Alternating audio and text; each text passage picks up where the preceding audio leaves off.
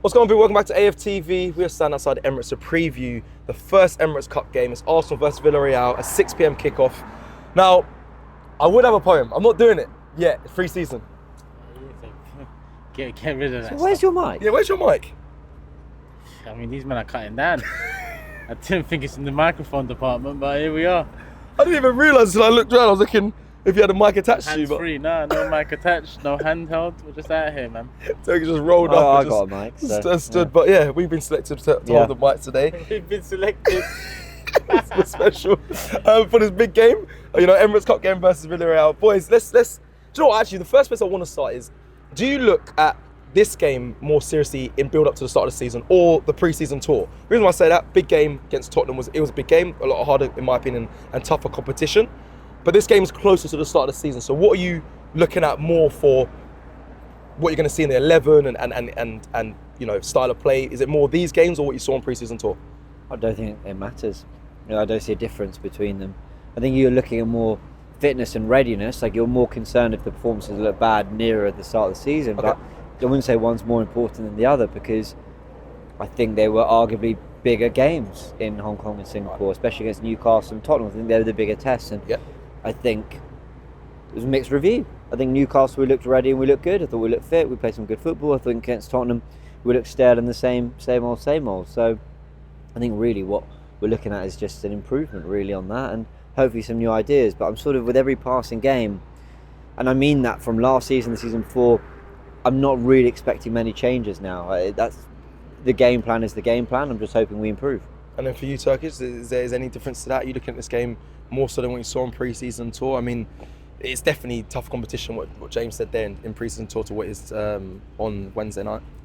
Yeah, just more of the same. When you look at the teams that we put out in Singapore and Hong Kong, it was pretty strong top to bottom in terms of what we had. What we didn't have is the ones that are coming back off an operation or an injury that are quite not ready yet. If we can get them some minutes in the next couple of games, perfect. Line them up, maybe not for a start against United, but line them up for the tough start to the season. But apart from that, I just expect to get sharper and sharper. I want Madueke to play a part. People might say it's too soon, but come on, man. It looks like he's been on a job in terms of his own fitness and his own training. Do you look at that? Because everyone's been saying that his individual training. I've even heard from the guy that's been doing some of the coaching with him that he is more than fit and ready. Do you buy into all that stuff? Because you see montages on social media of players doing individual training all the time. Does it always equate to top performances in the Premier League, or do you just want to, like you said, you just want to see him on Wednesday? I think as a professional athlete, it's the least you can do for yourself, for your the club that pays you, the fans that want to see you succeed for the club. Yeah, he could have rested. So I think maybe people might say not every player is like that, and that's the truth. But it's good to see, and even hearing that he wanted to come on pre-season tour and Arteta telling him to chill, that's the mentality to have. That I'm ready to just come and show out, because he is under a lot of pressure, being one of our 3 key signings this summer in terms of output and finance. And in terms of buying him from Chelsea, another one, and the reputation that comes with that, is he going to break that reputation, and hopefully we look back at one of these moves with Chelsea, and smile about it.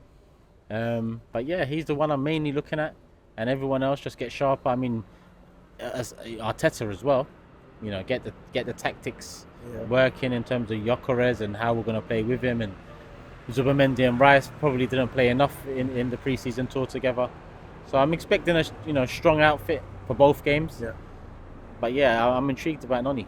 James, I will come to you, but because we're going to be losing Turkish in the Pits 11, that left side, because I need to get we're going to have different opinions, me, Laurie and James on the Pits 11, but for you, because you're not in it, that left side, you said you want to see Noni Madueke. Are you advocating that he starts this game on that left side, or do you still have to pursue with Martinelli? I think Trossard came off injured in the last pre-season game. They tried to sneak, he didn't come through the mix zone, they kind of snuck him onto the coach, so he might not even be available for this game. Are you wanting to see Noni start there?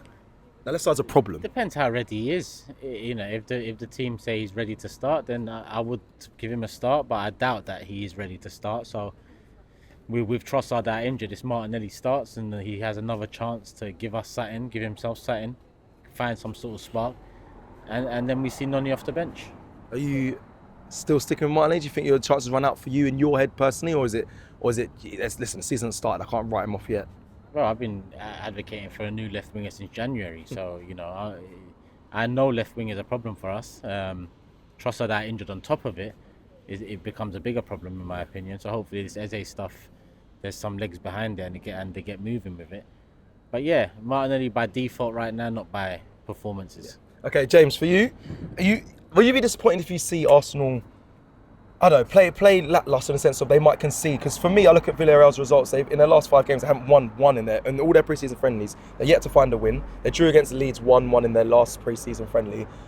I mean, we spoke on the way here about jet lag and how you guys sleep and all that. The players obviously have to go through the same stuff. This isn't an excuse or anything, but I do want to put context on how you expect this game to kind of play out. Do you think there'll be a bit of a slow start? Do you think the players will be feeling the effects of travelling over from Asia to here? Or do you expect to forget all that? We've got enough for the squad now. The whole team's going to be there. You should be able to just have a comprehensive win over Villareal. I mean, on the jet lag thing, I mean, I don't know. I'm not a professional athlete or a footballer, but You've been running a lot over the pre-season tour. Well, you could argue that but do you know what it is? I mean, I don't know about you guys. I feel jet lag when I'm chilling, not really doing a lot. But when I'm busy and I've got things to do, I know it's different for everyone, but I'm sort of focused on getting on with my day. And I imagine when they've got a football match to play, they're probably told, get an hour's sleep at 1, 2 o'clock or whatever, get to the stadium for 3 or 4, and then be focused at 6. I don't know. I can't imagine it's going to impact them that much. The good thing is they come back well ahead of the Premier League season starting, so I just need them to be switched on and focused and awake for about 2 hours. In terms of, I don't know, just readiness in general, I think there's a lot of players that are proving a lot, if I'm honest, still. And you shouldn't need us or the fans or, I don't know, there should be motivation within themselves. How many players really have their position locked down in this team? 4, 5? It's the goalkeeper, centre-backs, Rice and Saka, maybe? Zubimendi's new, he's going to have to prove himself, and Norgard's obviously new, so there's a little bit of a battle there, though I think will be Zubimendi. Trossard, Martinelli. Martin Odegaard, he's kind of got his lockdown as well. But performance-wise, you can question That's what I mean. He probably does because he's the captain, but he shouldn't. But he does. Gyökeres should because of the fee, but ultimately he's going to have to displace Kai Havertz, so he's going to be playing to prove something. And the fullbacks, there's probably more competition in those areas of the pitch than there is any other in the squad. So they're brilliant, all of them. But, I don't know. I would think Arsenal and the players on an individual level will look quite sharp and wanting to prove a point. I don't think jet lag will be effective in doing that. I'll just put all context, around it. But let me ask you, Turks, I'll ask you the same question I'm about to ask James. For you, who will be the star of this game? Who's going to steal the headlines? Because I feel like we've been on pre-season tour, so we've seen it. It feels like everyone wanted to see Gyökeres be the main guy. Everyone wanted to see maybe even a Zubimendi to be the main star of the pre-season. From people that travelled and went on tour, Max Downs, the youngsters, I think even Mars was scary. I know some would say the foul that he got and that led to Tottenham goal. The foul, it was a foul in my opinion. That he stood out. I think Ethan, he didn't play in that game against Tottenham, but he played well when he played it on pre-season tour. It was more the youngsters that stole the headlines again from last pre-season tour. Will it be the same probably going in when we're back at the Emirates, or would you think you'll see more of the Gyökeres, the signings take the headlines?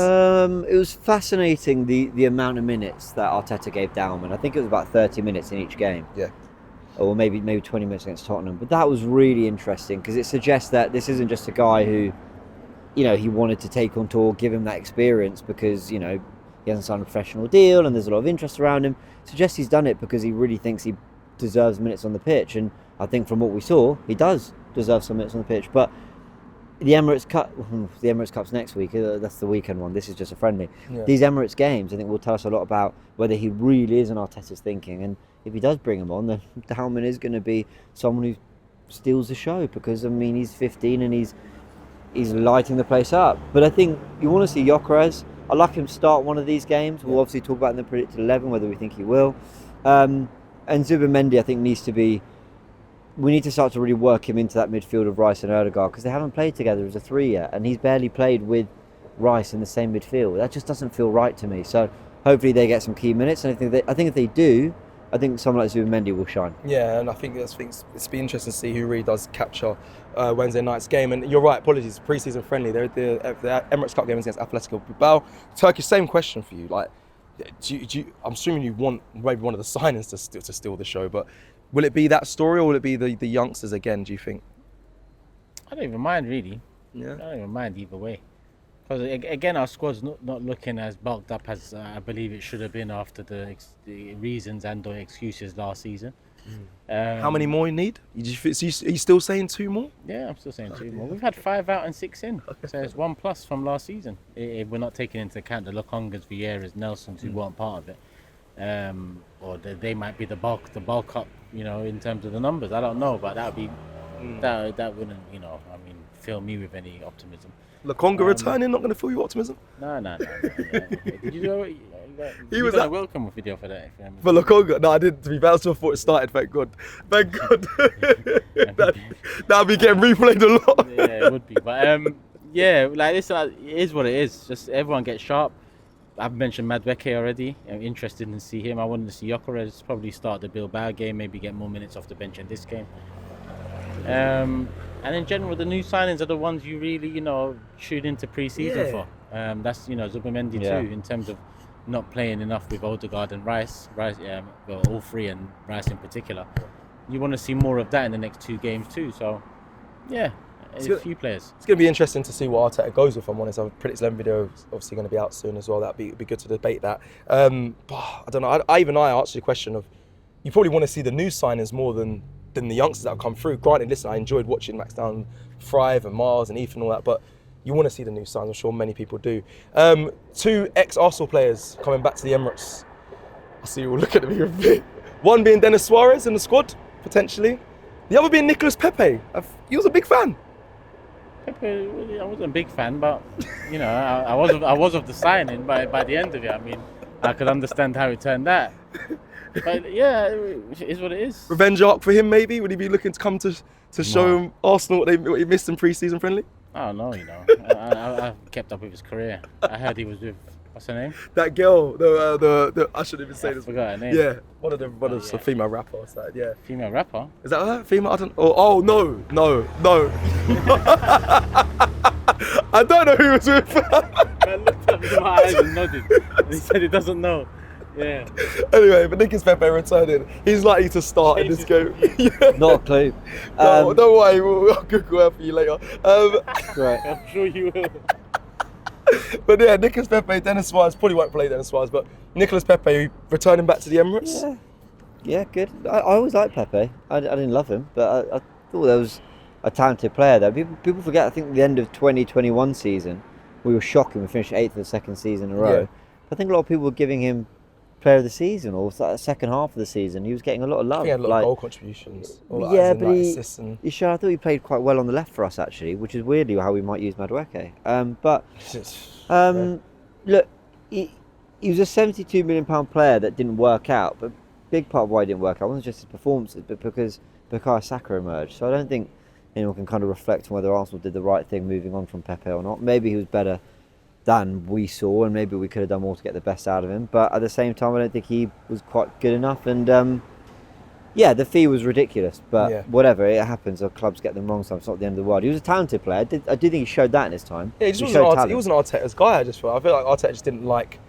If you watch back his goal catalogue, you'd think he was an absolute roaring success. Like and actually his numbers weren't. It's like Giroud, isn't it? And his numbers weren't terrible, but but Bukayo Saka emerged, and I think we all agree that was a good thing. That was a good thing. All right, well, let's now go to score predictions. I think we'll end this preview of that.